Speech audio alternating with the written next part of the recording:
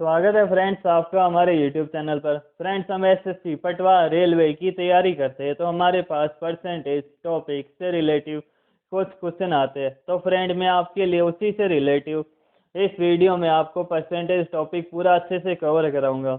और फ्रेंड्स, मेरी गारंटी है कि 90 से 95% आपका टॉपिक इसी वीडियो के अंदर कवर हो जाएगा। फ्रेंड, मैंने इसमें पार्ट फर्स्ट में सबसे पहले पॉइंट बताया था भिन्न निकालना। जैसे कि हमारे पास कोई संख्या है 12 से 1/2%, या 37 से 1/2%, या 33 से 1/3%, तो ये पूरी राशि का कितना भाग है? अब 37 से 1/2% यदि हम ये निकालने बैठ जाए तो हमारा पेपर में एग्जाम में हमारा सारा टाइम उसी में चला जाएगा और हम अगला क्वेश्चन नहीं कर पाएंगे। तो फ्रेंड, उसी से रिलेटिव मैंने आपको पार्ट फर्स्ट में ये सारा आपको अच्छे से क्लियर करवाया है। ऑप्शन बी दूसरा पॉइंट था हमारे पास। दूसरा टाइप, किसी संख्या में x% की वृद्धि और फिर x% की कमी करने पर प्राप्त संख्या है। जैसे कि हमारे पास आ गई 20% की वृद्धि और 20% की कमी करने पर प्राप्त संख्या है। तो फ्रेंड, मैंने आपको इसके लिए एक फॉर्मूला बताया था। और जैसे कि हमारे पास आगे तीसरा टाइप, पहले x% की वृद्धि फिर y% की कमी। जैसे 20% की वृद्धि, 10% की कमी, या 10% की कमी फिर 20% की वृद्धि। ये सारा मैंने आपको पार्ट फर्स्ट में पूरी वीडियो में बता दिया। फ्रेंड, अब मैं आपको नेक्स्ट टाइप बताता हूँ। अगला क्वेश्चन हमारे पास आ सकता है परसेंट रिलेटिव। जैसे कि ए का 40% और बी का 60% बराबर है, तब ए अनुपात बी कितना होगा? अब हमारे पास क्वेश्चन में दिया गया ए का 40%, तो हम लिख देंगे ए मल्टीप्लाई में 40%, और दूसरा हमारे पास है बी का 60%, बी मल्टीप्लाई में 60%। हम इसको परसेंटेज की स्थान पर हम ऐसे भी लिख सकते हैं 40/100 और यहाँ पर 60/100। तो भी यहाँ पर हमारे पास 100 से 100 कैंसिल हो जाएगा और हमारे पास रह जाएगा 40 और 60। या दूसरा हमारे पास ऑप्शन है कि हम यहाँ से भी परसेंटेज और यहाँ से भी हम परसेंटेज को कट कर देंगे और एक जीरो से एक जीरो कट गया, 4a बराबर में 6, 4a बराबर में हमारे पास आ गया 6b। इसका मतलब a अपॉन में b हमारे पास हो जाएगा 6/4। 2 की टेबल से दोनों कैंसिल हो जाएंगे, 2 की टेबल से 6 3 बार, 2 की टेबल से 4 2 बार। इस प्रकार हमारे पास अनुपात आ गया a अनुपात b बराबर में 3:2। अगला क्वेश्चन, a का 30% और b का 90% बराबर है, तो a अनुपात b कितना होगा? और फिर हमारे पास दिया गया a का 30% और b का 90%। सबसे पहले हम a मल्टीप्लाई में 30% और b मल्टीप्लाई में 90%। अब या तो हम 30/100 और 90/100, 100 से 100 कैंसिल कर लें, या फिर हम परसेंटेज को परसेंटेज से काट देंगे और एक जीरो से एक जीरो कैंसिल। a/b बराबर में 9/3। इसका मतलब 3/1। a अनुपात में b हमारे पास आ जाएगा 3:1।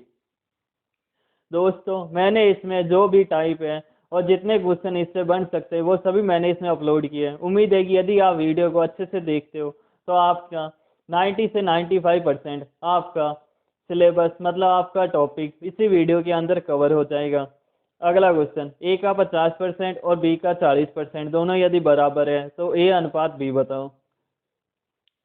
अब हमारे पास आए ए का 50%, इसका मतलब ए मल्टीप्लाई में 50 और बी मल्टीप्लाई में 40। परसेंटेज है, परसेंटेज से परसेंटेज कैंसिल।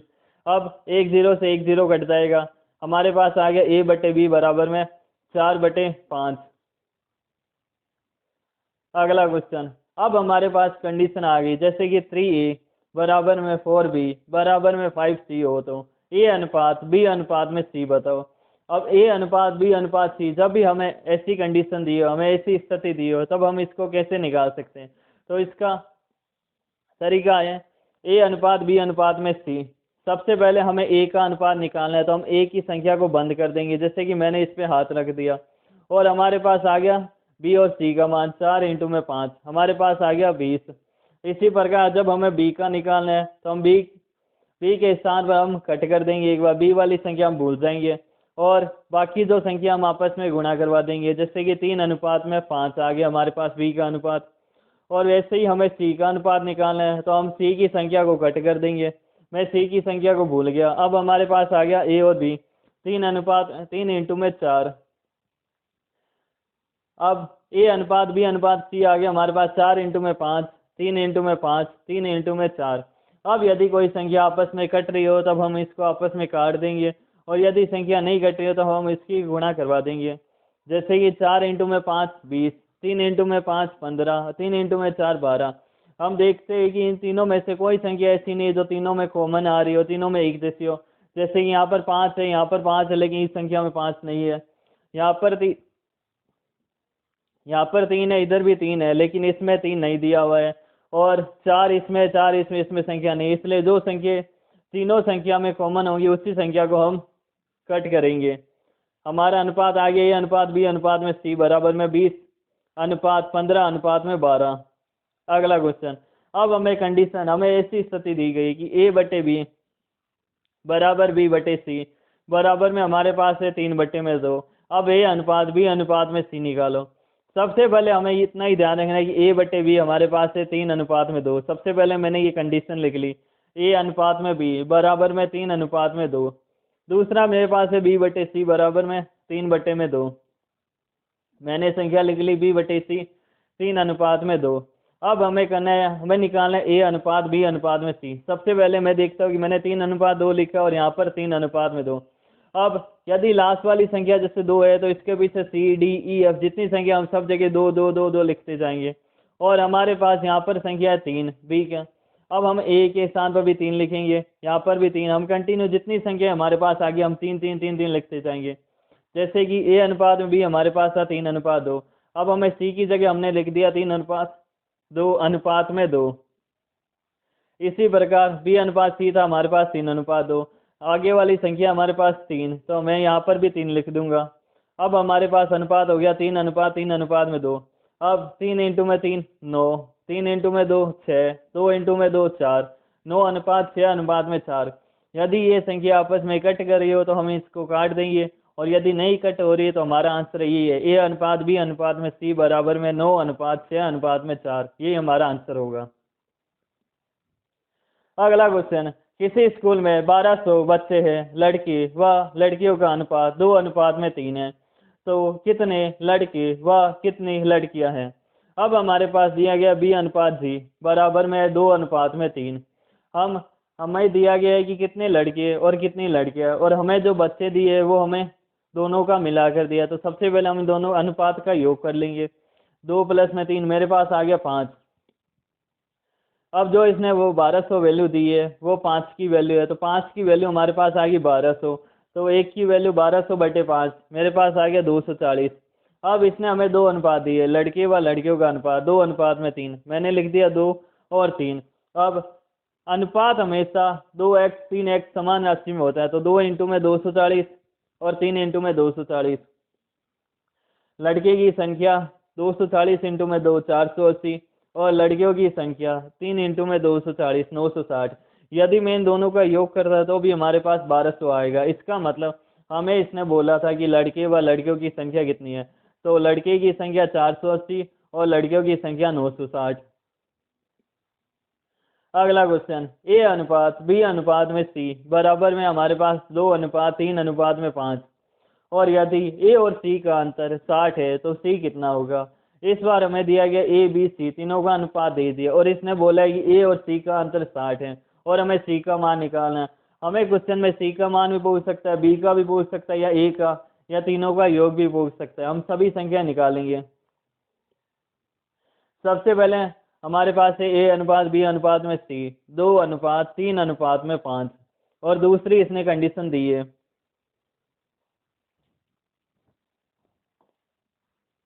कि यदि ए और सी का अंतर 60 है, इसका मतलब हम सी माइनस ए कर देंगे। हमें ये नहीं देखना कि हम ए माइनस सी करें या सी माइनस ए, जो भी बड़ी वैल्यू है उसमें से छोटी वैल्यू हम घटा देंगे। 5 में से 2 गया, हमारे पास आ गया 3। इसका मतलब 3 की वैल्यू इसने दे रखी है 60, तो 1 की वैल्यू हमारे पास आ गई 20। अब हमें इसने बोला है कि सी कितना होगा। सी कितना होगा, तो 5 इंटू में 20। सी का अनुपात है 5, 5 इंटू में 20 हमारे पास आ गया 100। यदि क्वेश्चन में हमें दिया गया होता है कि बी कितना होगा, तो बी बराबर में 3 इंटू में 20 60। यदि क्वेश्चन में हमारे पास होता है 2 एक्स मतलब ए कितना होगा, तो 2 इंटू में 20 हमारे पास हो जाता 40। और यदि हमें दे देता है कि ए प्लस बी प्लस सी तीनों का योग कितना होगा, तो 100 प्लस 60 प्लस 40 हमारे पास हो जाता है 200। इस प्रकार हमें क्वेश्चन में कुछ भी दिया गया हो, ए बी सी निकालना, योग निकालना, हम सभी निकाल सकते हैं। अगला क्वेश्चन, अब हमारे पास टाइप आया है कि ए बी से 20% अधिक है, तो बी ए से कितने परसेंट कम होगा। सबसे पहले जिसने बोला है कि ए बी से 20% अधिक है, तो हम बी को क्या मान लेते हैं, 100% है, कि हमने मान लिया कि बी बराबर में 100%। अब इसने बोला है कि ए बी से 20% अधिक, तो हम क्या कर लेंगे, 100 प्लस में 20। यदि हमें बोल देता है कि 20% कम है, तो हम 100 में से घटा देंगे। और यदि हमें बोला है कि वृद्धि बढ़ रहा है, तो हम प्लस कर देंगे, कमी पर माइनस और बढ़ने पर प्लस। ए बराबर में 100 प्लस 20 हमारे पास आ गया 120%। अब ए अनुपात में बी, ए हमारे पास है 120%, बी हमारे पास है 100%। परसेंट से परसेंट दोनों आपस में कैंसिल हो गए। अब 20 की टेबल से दोनों कैंसिल, 20 की टेबल से 120 6 बार, 20 की टेबल से 100 5 बार। अब हमारे पास अनुपात आ गया ए अनुपात में बी बराबर में 6 अनुपात में 5।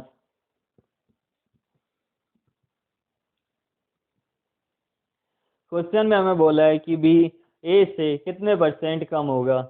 अब बी ए से कितने परसेंट, तो बी का मान है हमारे पास 5 और ए का मान है हमारे पास 6। सबसे पहले हम घटा देंगे, तो बी ए से कितना कम है, 1 कम है। लेकिन बी 1 तो कम है, लेकिन ए पूरा है कितना, 6। तो 1/6 इंटू में 100 हमारे पास आ गया 16 सही 2/3%। इसका मतलब बी ए से 16 सही 2/3% कम है। अगला क्वेश्चन, ए बी से 50% अधिक है, तो बी ए से कितने परसेंट कम होगा।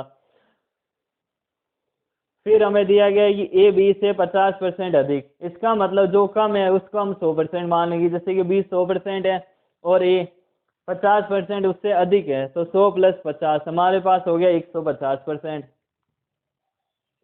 ए अनुपात में भी 150 बटे में 100%, परसेंटेज से परसेंटेज कट जाएगा। 150/100, 0 से 0 कैंसिल, 5 की टेबल से 15 3 बार, 5 की टेबल से 10 2 बार, 3/2। अब इसने क्वेश्चन में बोला है कि बी ए से कितने परसेंटेज कम होगा। इसका मतलब बी हमारे पास 2 और ए हमारे पास 3, इसका मतलब पहले इनका आंसर हो गया हमारे पास 1। अब बी ए से कितने परसेंट, इसका मतलब ए की जो वैल्यू है हम नीचे रख देंगे। ए हमारे पास है 3, 1/3 इंटू में 100 हमारे पास आ गया 33 सही 1/3%। इसका मतलब बी ए से 33 सही 1/3% कम होगा। अगला क्वेश्चन, एक्स वाई से 16 सही 2/3% कम है, तो वाई एक्स से कितने परसेंट अधिक होगा। फ्रेंड्स, ये मैंने आपको पार्ट फर्स्ट में फ्रैक्शन भी निकाला, उसमें भी आपको बताया था। ये सारी वैल्यू हमें ध्यान में रखने की। जब हमारे पास आ गया 16 सही 2/3%, तो हमें पता होना चाहिए ये पूरी राशि का 1/6 भाग है। यदि हमें ये पता होगा तो हमारे क्वेश्चन 50% वहीं पर सोल्व हो गया। नहीं तो हम इस सारी वैल्यू को निकालने बैठ जाएंगे और हमारा टाइम सारा उसी में चला जाएगा। 16 से 2/3%, इसका मतलब 1/6 भाग है। अब इसने बोला है कि एक्स वाई से 16 से 2/3% कम है, वाई से 16 से 2/3% कम है। इसका मतलब वाई पूरा कितना है हमारे पास 6 और एक्स कितना है 16 से 2/3%, मतलब 1 भाग कम है इसका। तो 6 में से हम 1 घटा देंगे, 6 माइनस 1 हमारे पास हो गया 5। अब हमारे पास अनुपात है, एक्स का अनुपात है 5 और वाई का अनुपात है हमारे पास 6, तो x/y बराबर 5/6। अब इसने आगे बोला है कि वाई एक्स से कितने परसेंटेज अधिक होगा। वाई एक्स से कितने परसेंटेज अधिक होगा। एक्स है 5 और वाई है 6, हमारे पास अंतर आ गया 1।